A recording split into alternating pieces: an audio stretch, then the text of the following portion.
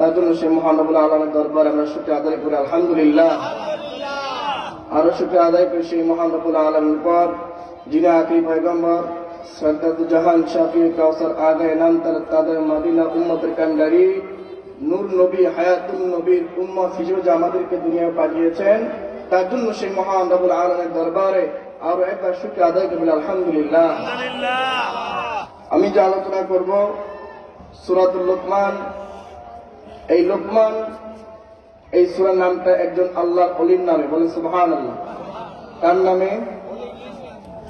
আল্লাহ রাব্বুল আলামিন পবিত্র কোরআন কারিমের ভিতরে 114টি সূরার ভিতরে 6টি সূরা দিয়েছেন নবীর নামে। কাদের নামে? কয়টা সূরা? 6টা। আর 2টি সূরা দিয়েছেন ওলিদের নামে, বলে সুবহানাল্লাহ। তাদের নামে? একজন হচ্ছে এই হযরত লোকমান আলাইহিস সালাম, আর মহিলা ওলি হচ্ছে হযরত মরিয়ম আলাইহিস সালাম, বলে সুবহানাল্লাহ। তাহলে পুরুষ ওলিকে হযরত লোকমান আর মহিলা ওলিকে মরিয়ম আলাইহিস সালাম। তো লোকমান আলাইহিস সালাম তিনি তার সন্তানকে 10টা উপদেশ দিয়েছিলেন। কয়টা? 10টা। এই 10টা উপদেশ যে তিনি দিয়েছিলেন, আল্লাহ রাব্বুল আলামিনের কাছে এই 10টা উপদেশ এত ভালো লেগেছে যে আল্লাহ রাব্বুল আলামিন এই 10টা উপদেশ পবিত্র কোরআন কারিমে আল্লাহ তুলে ধরেছেন, বলেন আল্লাহু আকবার। কয়টা উপদেশ? 10টা। আমাদের যারা বিবাহ করছে তাদের আছে না নাই?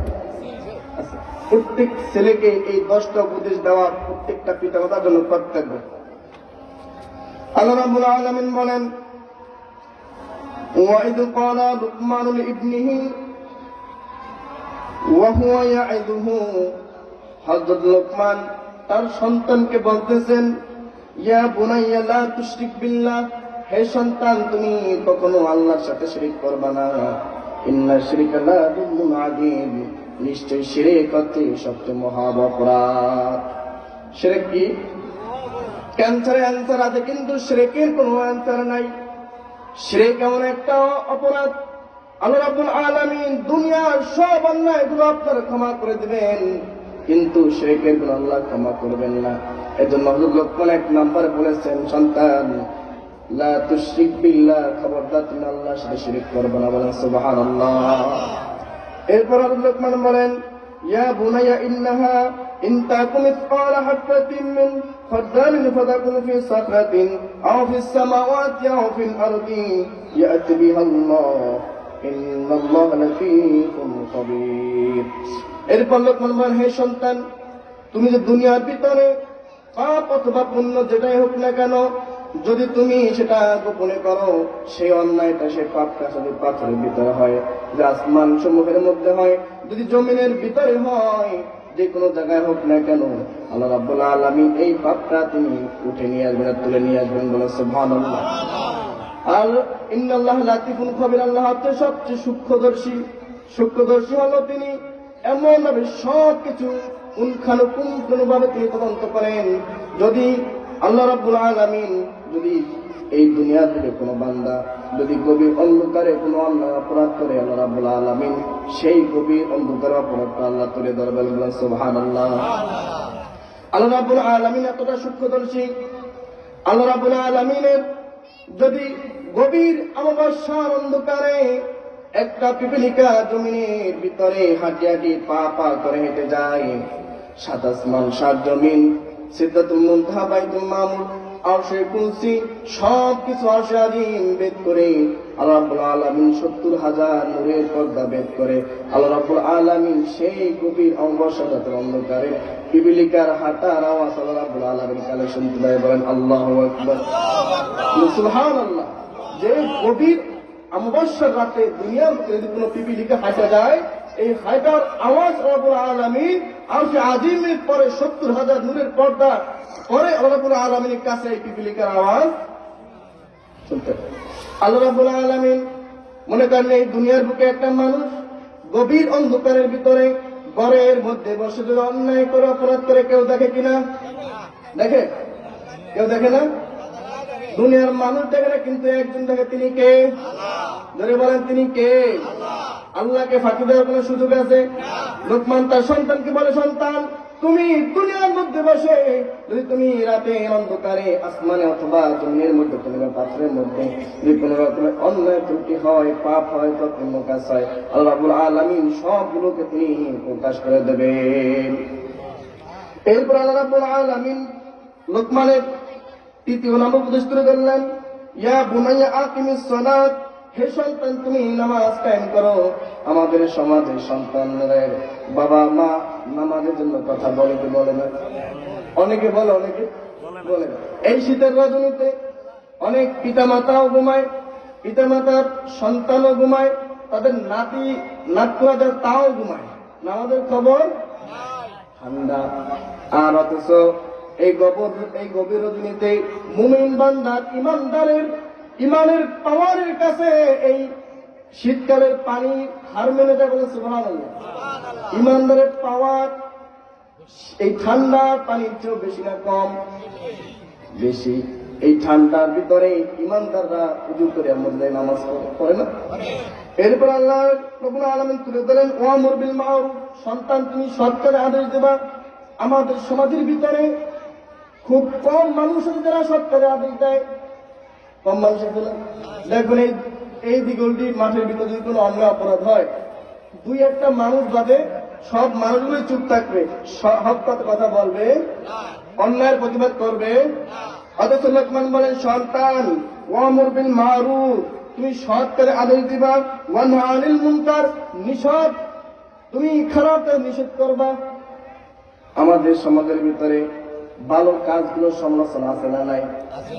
ভালো কাজের সমালোচনা, খারাপ কাজের কেউ সমালোচনা করে না। এ দেখবেন একটা মানুষ ভালো কাজ, এত ভালো কাজ করে, তার কোনো গুণগান নাই। যখন দেখে একটা খারাপ কাজ করছে, এই বাজারে এই মাথা থেকে ওই মাথা, আরে জানুনি অমুক এই কাজটা করছে, এটাকে ঠিক হয়েছে। অথচ এই মানুষটা গভীর অন্ধকারে উঠে তাহাজ্জুদ নামাজ পড়ে, এটা একবারও বলে? এই মানুষটা গভীর অন্ধকারে মানুষকে দান সদকা করে, এটা বলে? এটার নাম নেই, এটা বলে না। কিন্তু ওই যে একটু 10টা যে ত্রুটি পাইছে, এটা মানুষের কাছে বইলে এমন সমাজে মানুষ আছে না নাই? আর জন্য লোকমান বলেন, সন্তান ওয়ানহা আনিল মুনকার, তুমি সব সময় খারাপ কাজের প্রতিবাদ করবা। আমাদের সমাজের ভিতরে মানুষগুলো খারাপ কাজের প্রতিবাদ থেকে দূরে সরে গেছে। এই দূরে সরার কারণে এই মানুষগুলো সমাজের ভিতরে বিভিন্ন রকমের খারাপ কাজ করতেই থাকে। এরপর আল্লাহ রাব্বুল আলামিন তুলে ধরেন, ওয়াসবির আলা মা আসাবাকা, সন্তান তুমি যখন বিপদে পড়বা, যদি তুমি বিপদে পড়ো, এই বিপদের সময় তুমি ধৈর্য ধারণ করবা। ধৈর্য হচ্ছে সফলতার চাবিকাঠি, বলেছেন কে? তুমি যখন বিপদে পড়বা, তুমি তাড়াহুড়া না করে, হতাশ না হয়ে তুমি ধৈর্যের সাথে বিপদ মোকাবিলা করো, এটা কে বলেছে? লোকমান তার সন্তানকে দিচ্ছে উপদেশ দিচ্ছে, ইন্না যালিকা মিন আযমিল উমুর, নিশ্চয় এই যে কাজগুলো করবে, যদি ধৈর্য ধরে বিপদের কাজগুলো সমাধানে দেবে কে? তাড়াহুড়া করে, টেনশন করে, মাথা রাগ করে, মেজাজ গরম করে কোন কাজ করলে কাজ সফল হয় না, আরো কি হয়? উল্টো পাল্টা হয়ে যায়। ঠান্ডা মাথা দিয়ে কাজ করলে কাজ সুন্দর হয়। এরপর আল্লাহ রাব্বুল আলামিন তুলে ধরলেন,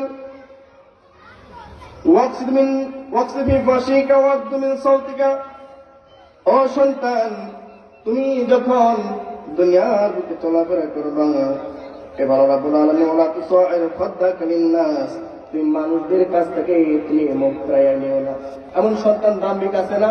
অনেক টাকা পয়সার মালিক, এলাকার মানুষজন যায় একটু সাহায্যের জন্য মুখ ফিরায় না, আছে না? দুর্গত আছে না? এই জন্য বলেন, হে সন্তান ওয়ালা তুসাইর খাদ্দাকা লিন-নাস, তোমার কাছে যখন মানুষগুলো আসবে, তুমি মানুষদের কাছে তুমি তোমার মুখ ফিরাইবে না। এরপর আল্লাহ বলেন, ওয়ালা তামশি ফিল আরদি মারহা, এবং তুমি জমিনের মধ্যে দম্ভ ভরে অহংকার করে তুমি চলাফেরা করবে না। আমাদের সমাজের মানুষগুলো আছে, এত লাখ টাকার মালিক, এত কোটি টাকার মালিক, এমন আমার থেকে বাজার থেকে রাস্তা থেকে হাইটা যায়, গরিব মানুষগুলো সাধারণ মানুষগুলো কিছু মনেই করে না, আছে না? এতটা লোকমান তার সন্তানকে সন্তান খবরটা বলা, তামশি ফিল আরদি মারহা, তুমি জমিনের মধ্যে তুমি দাম্ভিক করে চলাফেরা করবা না। ইন্নাল্লাহা লা ইউহিব্বু কুল্লা মুখতালিন ফাকুর, নিশ্চয় আল্লাহ রাব্বুল আলামিন অহংকারীকে তিনি পছন্দ করেন না। অহংকারীকে আল্লাহ নবী সাল্লাল্লাহু আলাইহি ওয়াসাল্লাম বলেছেন, কাল কিয়ামতের ময়দানে 3 শ্রেণী মানুষের সাথে কথা বলবেন না। কয় শ্রেণী? 3 শ্রেণী। এর মধ্যে এক শ্রেণী হলো যে মানুষগুলো দুনিয়ার বুকে বসে অহংকার করে, অহংকার করতে করতে পরনের লঙ্গিটা কাপড়টা গিরার নিচে নামায় দেয়। এই মানুষগুলোর সাথে কাল কিয়ামতের ময়দানে আল্লাহ রাব্বুল আলামিন কথা বলবে না।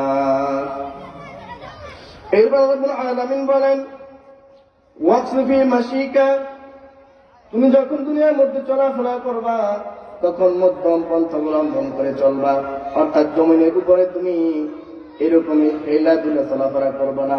কিন্তু কিছু কিছু সন্তান দেখা যায় যখন রাস্তা দিয়ে হেঁটে যায়, বুড়া মানুষ কিংবা বড় মানুষ কাউকে তোয়াক্কা করে না, এমন যুবক আছে না? না, দেখবেন 6-7টা পোলা ভাই যদি একসাথে হয়, মনে হয় যেন পুরো রাস্তা তাদের। মুরব্বীও মানে না, আলেমুলাও মানে না, বড় কিংবা মহিলা না পুরুষ কাউকেই মানে না, এমন ভাবে রাস্তা থেকে হেঁটে যায় মনে হয় যেন পুরো রাস্তাই তার। এমন সন্তান আছে না? নাই। এজন্য লোকমান তার সন্তানকে বলেন, বাবা ওয়াকসফি মাশিকা, খবরদার তুমি জমিনের ভিতরে তুমি সব সময় মধ্যম পন্থা অবলম্বন করে চলবা, তুমি উদ্ভট আচরণ ভাবে তুমি চলবা না। এরপর বলো অজমিন সৌতিকা, এরপর তুমি তোমার সব সময় গলার আওয়াজ কিছু রাখবা। কি রাখবা? গলার আওয়াজ সবসময় নিচে রাখবা। কিন্তু এখন আমাদের সমাজের পোলাপাইন আছে না? নাই। এমন পোলাপাইন বাবা মা যদি কোনো অন্যায় কাজে ডাক লয়, বাবা মারে মনে হয় যেন মারতে নাই, এমন সন্তান আছে না? নাই। আছে না? এরপর যদি বাবা মা বলে, বাবা তুই এটা করিস না, এটা খারাপ কাজ, বাবা মার কথা শুনি না, বাবা মাকে বিভিন্ন অকাত্য ভাষায় গালি দেওয়া আছে না? নাই। জোরে জোরে কথা বলা আছে না? নাই। কিন্তু বাবা নিরুপায়, কোনো উপায় নাই, কোনো বৃদ্ধ হয়ে গেছে, গায়ে শক্তি নেই, সন্তান কিছু বলা, এমন সন্তান আছে না? লোকমান তার সন্তানকে বলে দিচ্ছিল, বাবা ওয়াকদুমিন সৌতিকা, খবরদার তুমি সবসময় তোমার গলার আওয়াজকে নিচে রাখবে। কোথায়? যারা আদববান, যারা নেককার সলে সন্তান যারা হয়, যারা বদ্ধ করে সন্তান যারা হয়, এরা দেখবেন কথা বলার ভিতরে একটু আদব আছে, চলাফেরা আদব আছে, কথাবার্তা চাল চলন সব সময় একটা কি আছে, আদব আছে। মুরব্বীদেরকে কি করে? সবসময় সম্মান করে, আলেমদেরকে সম্মান করে। কিন্তু কিছু পোলাপান আছে এর যে সীমা অতিক্রম করে, এরা বেআদব। এরা কি? বেআদব। এরপর আল্লাহ বলে, আরো ইন্নাকা ইন আনকার আসওয়াতি লা সাউতুল হামিদ, অবশ্যই দুনিয়ার বুকে যারা উচ্চ আওয়াজে কথা বলে, আল্লাহ রাব্বুল আলামিন বলেন, যারা উচ্চ আওয়াজে কথা বলে এবং সবচেয়ে দুনিয়ার ভিতরে নিকৃষ্ট আওয়াজ হচ্ছে গাদার আওয়াজ। কার আওয়াজ? কার আওয়াজ? দুনিয়ার বুকে যত পশু পাখি মানুষগুলো